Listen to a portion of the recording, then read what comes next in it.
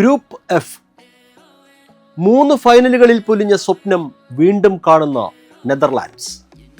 ഖത്തറിലെ മരണ group താണ്ടിയ Japan. American മണ്ണിൽ കറുത്ത കുതിരകളാകാൻ സ്വീഡൻ. കാൽപന്തിന്റെ പുതുവസന്തവുമായി ടുണീഷ്യ. പ്രവചനങ്ങൾക്ക് പിടിതരാത്ത ഗ്രൂപ്പാണ് എഫ്.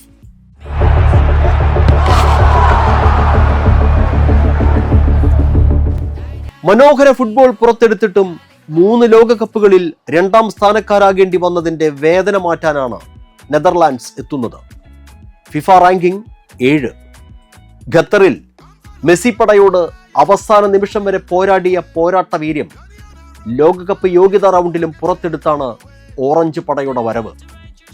ഡച്ച് ഇതിഹാസം റൊണാൾഡ് കോമനാണ് പരിശീലകൻ. Xavi Simons, Virgil van Dijk, Jurrien Timber, Cody Gakpo എന്നിങ്ങനെ താരനിബിഡമായ സ്ക്വാഡുണ്ട് നെതർലാൻഡ്സിന്.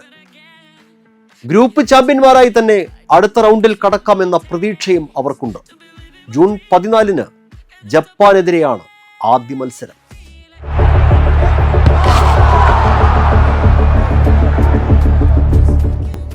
കഴിഞ്ഞ ലോകകപ്പിൽ സ്പെയിനും ജർമ്മനിയും ഉൾപ്പെട്ട മരണ ഗ്രൂപ്പിൽ നിന്ന് ചാമ്പ്യന്മാരായി നോക്കൌട്ട് കളിച്ച ഹീറോയിസം ഈ ലോകകപ്പിലും ആവർത്തിക്കാനാണ് ഏഷ്യൻ ചാമ്പ്യന്മാരായ ജപ്പാന്റെ വരവ്.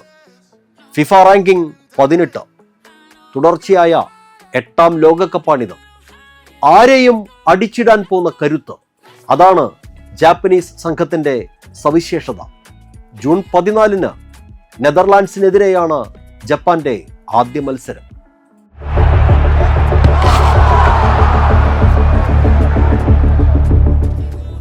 ഖത്തറിൽ എത്താൻ കഴിയാത്തതിന്റെ നഷ്ടം ഈ ലോകകപ്പിൽ നികത്താനാണ് സ്വീഡിഷ് പടയുടെ വരവ്. FIFA ranking 38.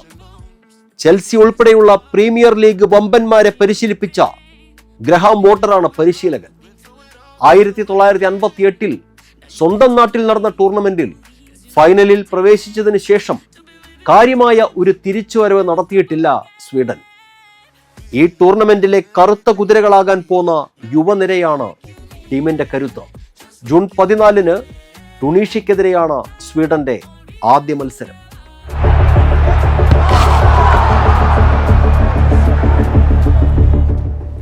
കളിച്ച 6 ലോകകപ്പുകളിലും പ്രാഥമിക ഘട്ടം കടക്കാൻ കഴിയാത്തതിന്റെ പോരായ്മ മാറ്റാനാണ് 7ാം ലോകകപ്പിൽ ടുണീഷ്യ എത്തുന്നത്. FIFA ranking 44. ഫ്രഞ്ച് പരിശീലകനാണ് ടീമിനായി തന്ത്രങ്ങൾ മെനയുന്നത്. പ്രതിരോധം കരുത്താക്കിയാണ് അവർ ലോകകപ്പിന് ടിക്കറ്റ് എടുത്തത്. ഈ ലോകകപ്പിലും അതേ പ്രതിരോധ കോട്ട പുറത്തെടുത്താൽ ഗ്രൂപ്പ് എഫിൽ വമ്പൻ ട്വിസ്റ്റുകൾ പ്രതീക്ഷിക്കാം. ജൂൺ 14 സ്വീഡനെതിരെയാണ് ആദ്യ മത്സരം.